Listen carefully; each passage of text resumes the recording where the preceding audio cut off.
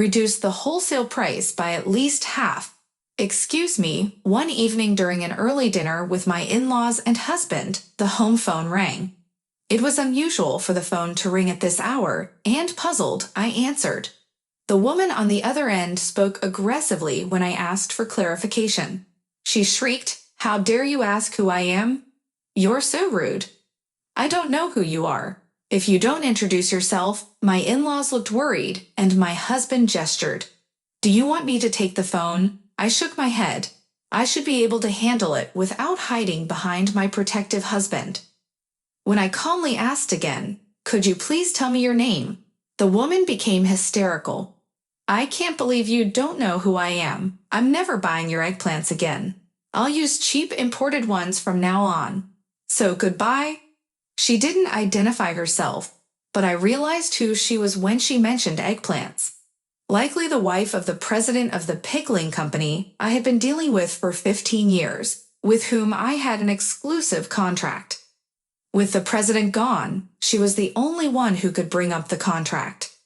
It's difficult to change things suddenly. We have an exclusive contract, and using locally grown special eggplants is what makes it popular, isn't it? Wouldn't it be bad to use imported ones? Idiot. Consumers don't know the difference between domestic and imported. I can buy imported ones for less than half your price. You're overcharging. At that point, I became angry. Overcharging? My eggplants can't be grown elsewhere, and the price is fair. No way. Anyone can grow eggplants in a home garden. It's a crime to sell such an affordable vegetable at such a high price. Be thankful you're not being sued. I'm canceling the contract.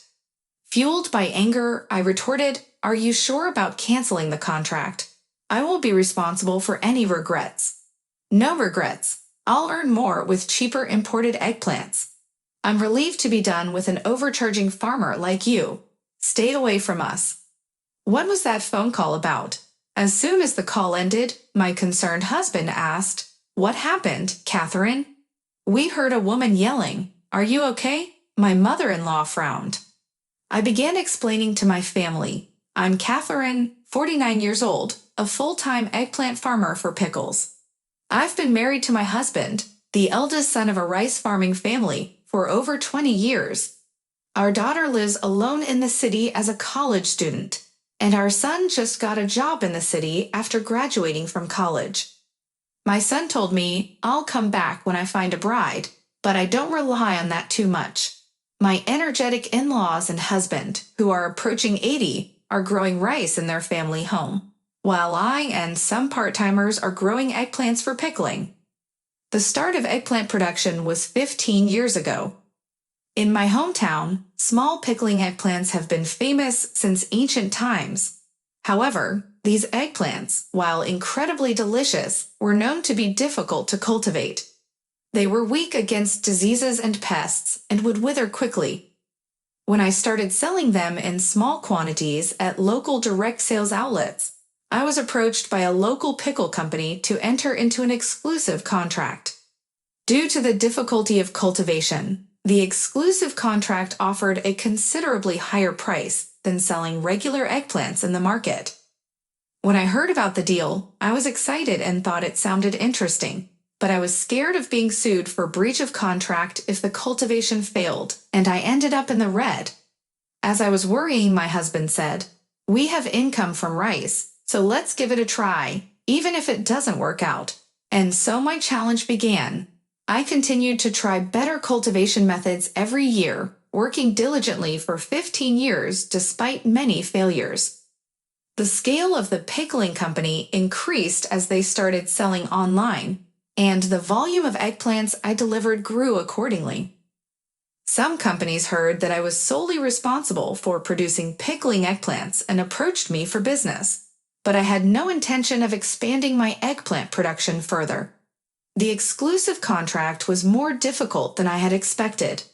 Although the income was stable with a fixed contract price, I had to deliver a certain amount without fail. I began to think that once my in-laws retired from the front lines of rice farming and my husband, and I took over as the main rice farmers until our son took over the family business, it might be okay to quit the exclusive contract. However, I owed a debt of gratitude to the company president, so I continued to deliver the best eggplants every year as long as they wanted them. But last month, the situation changed drastically. At the onset of the previous month, the company president collapsed at the factory and never returned. The president passed away last month, right? Hasn't it been 49 days yet? My mother-in-law murmurs. It was so sudden, poor thing, she sympathizes, making a pained face. It's a relief that there's a successor, but he won't be able to return for a while, right?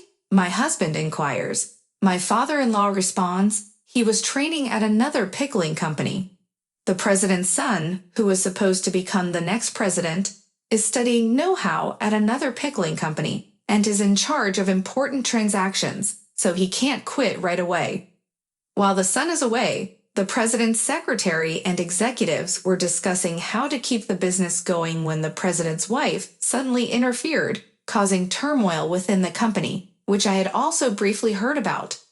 I wonder if the president's wife can't mourn her husband's sudden death or observe a period of mourning.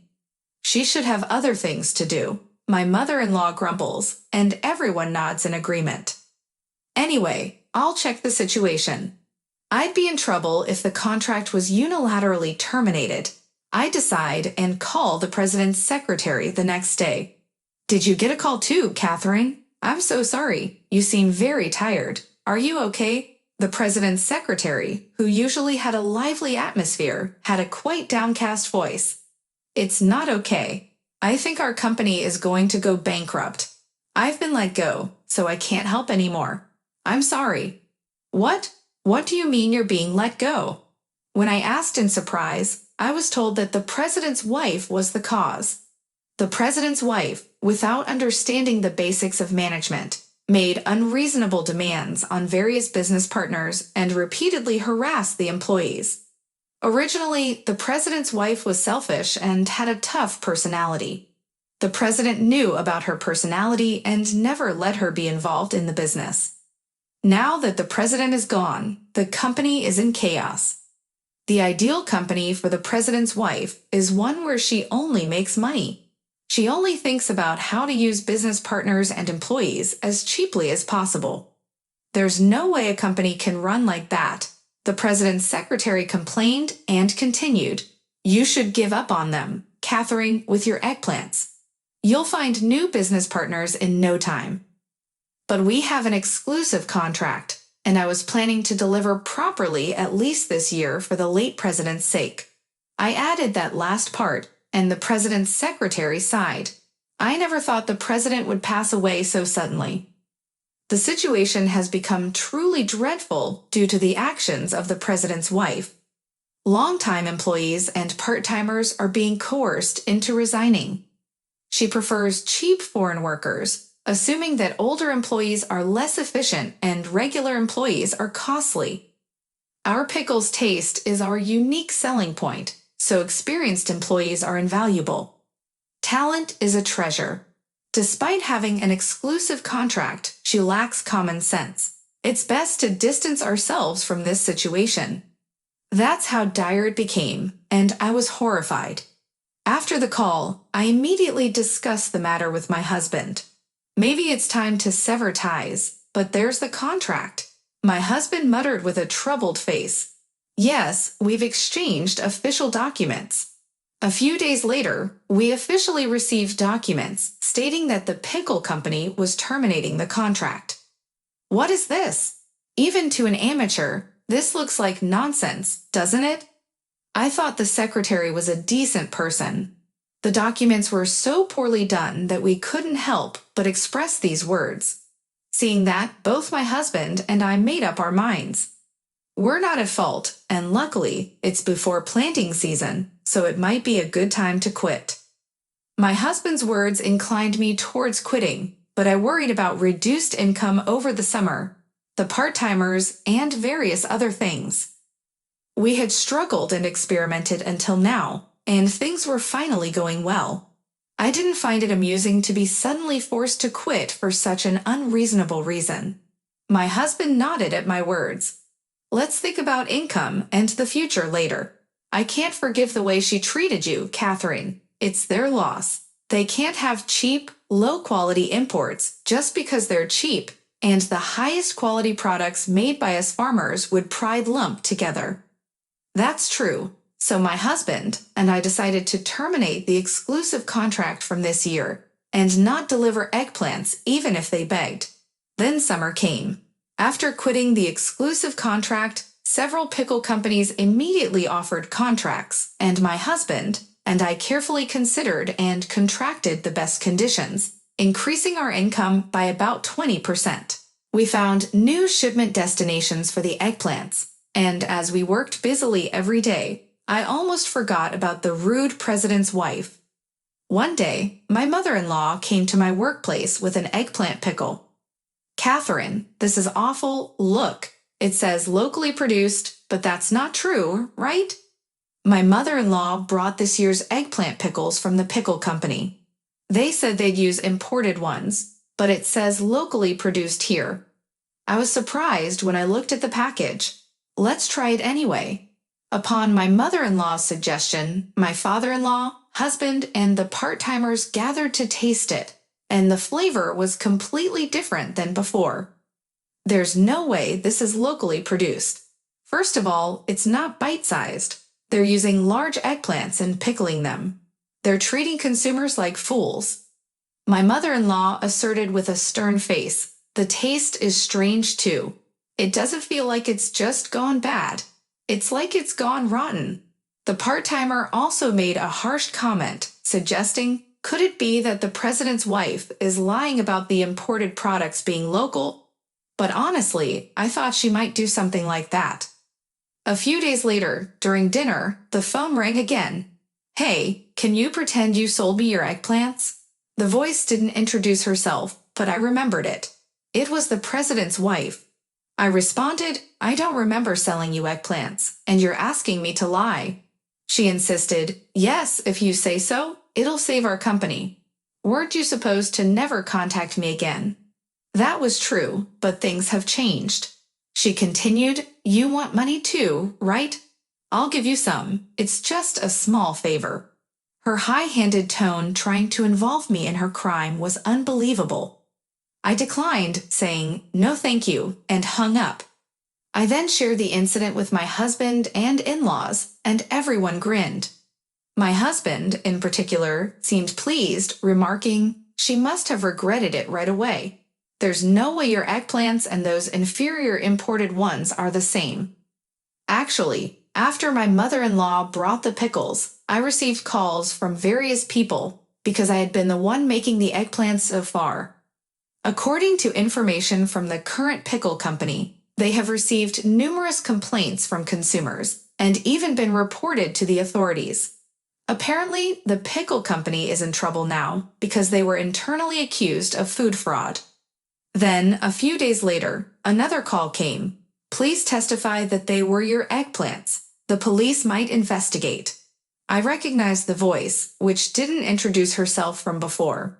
This time, it was almost sobbing. Well, I didn't sell them. I hung up again. The next day, a polite call came from a young man claiming to be the president's son. I'd like to meet and apologize, he said, so we decided to meet that afternoon. I asked my in-laws to do the afternoon farm work, and my husband and I waited. A young man, another young man, and a flashy older woman arrived. One was the president's son, the other his current secretary, and the woman was the president's wife. The two men were very polite, but the president's wife had a sullen attitude. Skipping greetings, the son forced the president's wife to bow her head, and they both prostrated themselves, rubbing their heads on the floor as they apologized. Although I understood the situation, when the son pleaded, "Is there any way you could supply eggplants again?" I refused, saying, "I'm sorry, but it's impossible. You terminated our exclusive contract." I felt sorry for the son, but considering the president's wife's attitude and that we already had a contract with another company, it was truly impossible.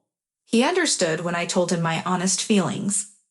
Contrary to my expectations, the president's son appeared to find my refusal only natural. I guess you're right. I'm very sorry for this. We unilaterally terminated the exclusive contract due to our circumstances, so we'll pay the penalty as initially agreed upon.